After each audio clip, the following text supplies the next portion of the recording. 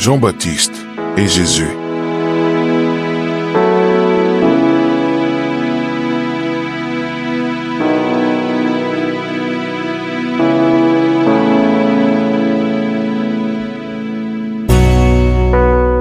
En vérité, je vous le dis, de ceux qui sont nés de femmes, il n'en a pas été un de plus grand que Jean-Baptiste. Cependant, le plus petit dans le royaume des cieux est plus grand que lui.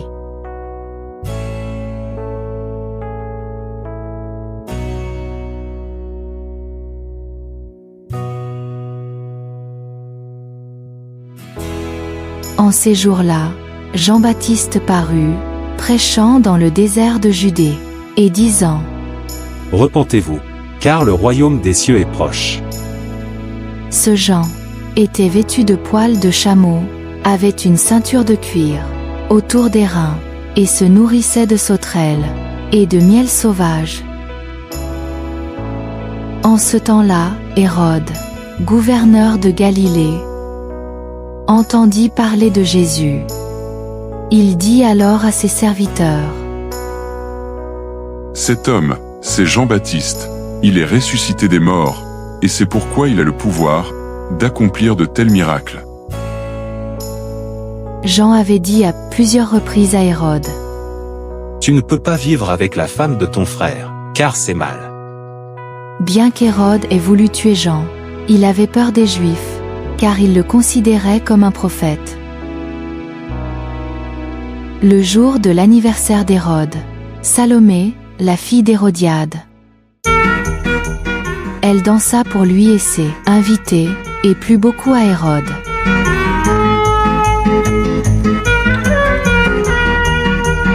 Hérode lui promit alors avec serment : Donne-lui tout ce qu'elle a demandé. Mais la jeune fille, persuadée par sa mère, lui demanda la tête de Jean-Baptiste.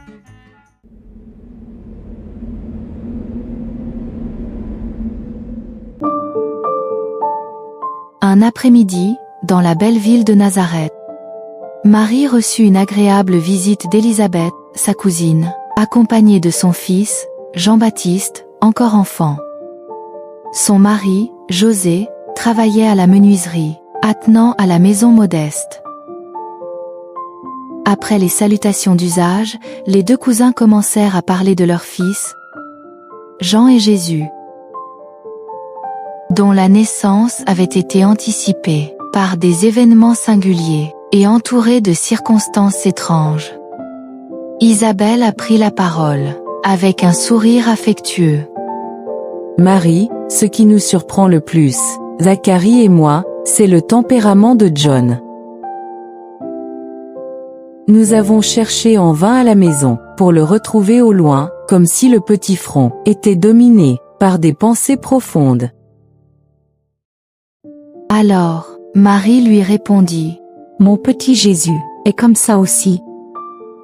Et ses yeux semblent refléter une lumière divine. Parfois, il est seul dans le champ à méditer, et d'autres fois, en conversation approfondie avec des voyageurs, qui se dirigent vers la Samarie. Je le surprends, presque toujours à adresser des paroles charitables aux blanchisseuses, aux passants, et aux mendiants souffrants. Il parle de sa communion avec Dieu, avec une éloquence que je n'ai jamais rencontrée dans les observations de nos médecins, et c'est pourquoi je me suis interrogée sur son sort. Il y a quelques jours, nous étions à Jérusalem pour les célébrations traditionnelles. Et Jésus a parlé avec une telle sagesse au rabbin, ce qui laissa tout le monde perplexe. Sa connaissance ne peut être de ce monde, elle vient de Dieu, ce qui se manifeste assurément par ses lèvres. Maria continua, avec les yeux humides d'émotion. J'ai parlé à José avec inquiétude, avec laquelle les hommes forts d'Israël, ils peuvent faire avec mon fils.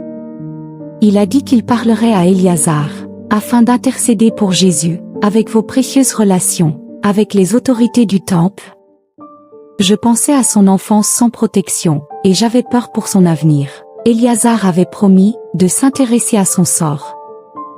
Cependant, Jésus s'est approché de moi au matin, et m'a dit : Maman, qu'est-ce que tu veux de moi ? J'ai répondu avec hésitation. Je tiens à toi, mon fils. Je reconnais que tu as besoin d'une meilleure préparation à la vie. Alors Jésus réfléchit. Mère, toute préparation utile et généreuse du monde est précieuse. Cependant, je suis déjà avec Dieu. Mon Père désire de nous tous les bons exemples, et je choisirai, ainsi, la meilleure école. Ce même jour, Jésus s'approcha de Joseph, et lui demanda humblement de se joindre à lui, à la menuiserie, comme pour lui apprendre que la meilleure école pour Dieu, c'est le foyer et ses propres efforts.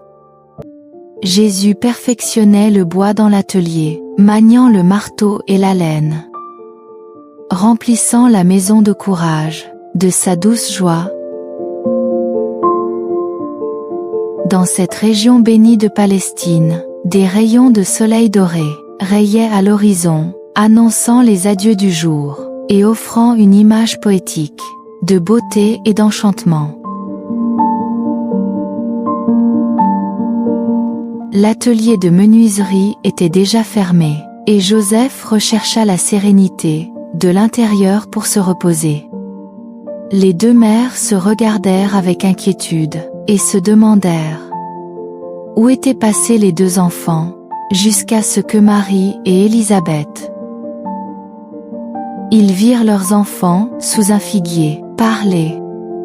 Les cheveux de l'enfant Jésus flottaient dans le souffle caressant de la brise de l'après-midi. Son petit index indiquait à Jean les paysages qui se multipliaient au loin, comme un grand général qui révélerait les détails de ses plans à un soldat de confiance.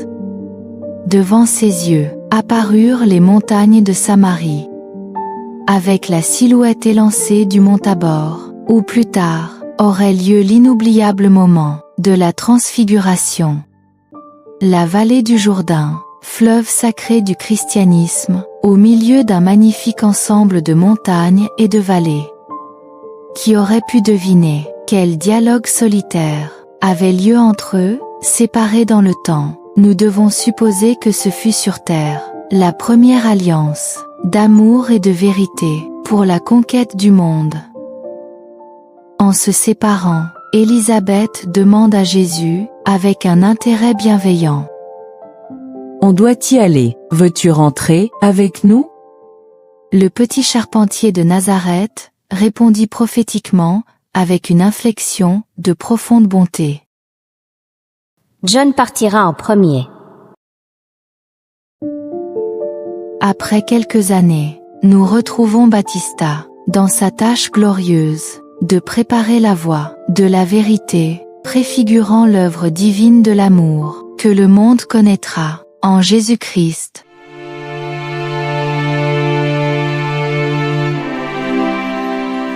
Jean, en effet, se mit en route le premier, pour mener les premières opérations de la grande conquête, vêtu de peau, et se nourrissant de miel sauvage, énergiquement illuminant, et se laissant décapiter, en témoignage de la vérité, il précéda la leçon de miséricorde et de bonté. Le maître des maîtres voulait placer la figure franche et rude de son prophète au seuil de ses glorieux enseignements. Et c'est pourquoi nous trouvons en Jean-Baptiste l'un des plus beaux symboles immortels du christianisme. Salomé représente la futilité du monde, Hérode et sa femme, les conventions politiques et l'intérêt personnel. Jean était la vérité et la vérité. Dans sa quête de perfection, il déchire et blesse, se laissant entraîner à des sacrifices extrêmes. Jean-Baptiste était la voix qui criait dans le désert, ouvrier de la première heure. Il est le symbole brutal de la vérité, qui arrache les racines les plus fortes du monde, afin que le royaume de Dieu prévale dans les cœurs, exprimant une discipline austère, qui précède la spontanéité de l'amour, la lutte pour dissiper les ombres du chemin. Jean est le premier signe du chrétien actif, en guerre, avec ses propres imperfections, de son monde intérieur, afin d'établir en lui-même le sanctuaire de son accomplissement avec le Christ. C'est pourquoi Jésus a dit de lui: Parmi ceux qui sont nés de femmes, Jean-Baptiste est le plus grand de tous.